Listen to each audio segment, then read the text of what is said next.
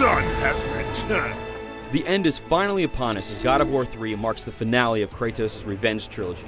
Sony Santa Monica has been hard at work on the title since God of War 2 shipped for the PS2 almost 3 years ago to the day, and this will mark the studio's first PlayStation 3 release.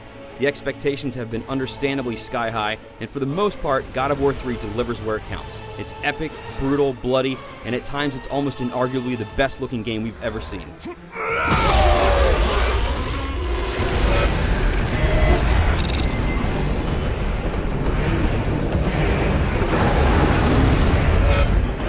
Right off the bat, let me say that God of War 3 looks flat out amazing most of the time. Kratos may be in fact the single best looking character ever in a video game. It's one thing to make aliens look good as they don't have any real world comparison, but it's another thing entirely to create a shirtless man and nail the lighting and texture work as well as Santa Monica's done. Some areas in the game look equally stunning, with stuff that looks like it could have been ripped straight from the Lord of the Rings trilogy. The game truly approaches film-like visuals in spots, and even after you've been playing for hours on end, you'll continue to be amazed at how good it can look. However, while there are some amazing spots, things can be a bit uneven at times, especially in terms of characters, even important ones. Granted, even at its worst, the game still looks really good, but there are sections that definitely look better than others, and it can make the experience feel a little disjointed.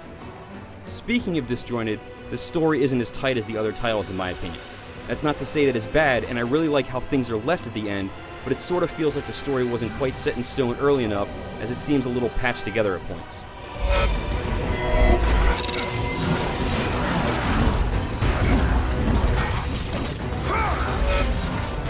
If it ain't broke, don't fix it.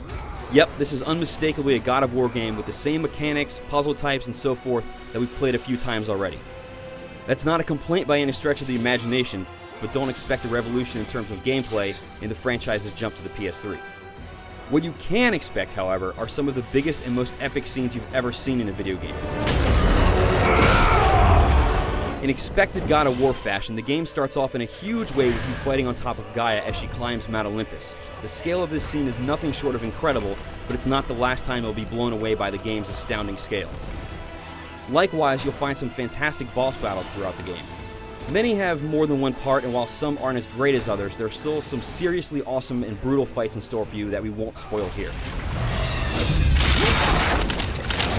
While I mentioned that the gameplay is largely the same, there have been some small but very welcome tweaks made to the combat. For one, you can now switch between weapons mid-combo by holding L1 and pressing X. You can swap through the 4 main weapons on the fly this way, allowing you to use all of them in a single combat sequence. Another nice tweak is that magic is now tied to a weapon, which means that it's easier to know what you have selected and you won't have to jump into menus or struggle with complicated button presses to toggle between them as they're one and the same. All of the weapons are good and ultimately useful in almost any situation, but they're not exactly unique. Aside from the Cestus, which is the set of gauntlets that you've very likely seen by now, the other 2 weapons that you earn are very similar to your blades. They move a little differently and have unique powers, but the idea is basically the same. It would have been nice to see something different, but, you know, at least they're useful this time.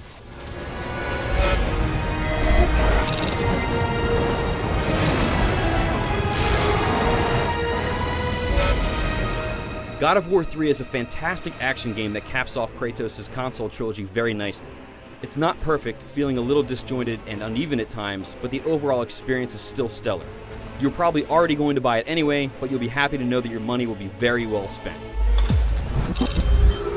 For the full written review, head on over to IGN.com.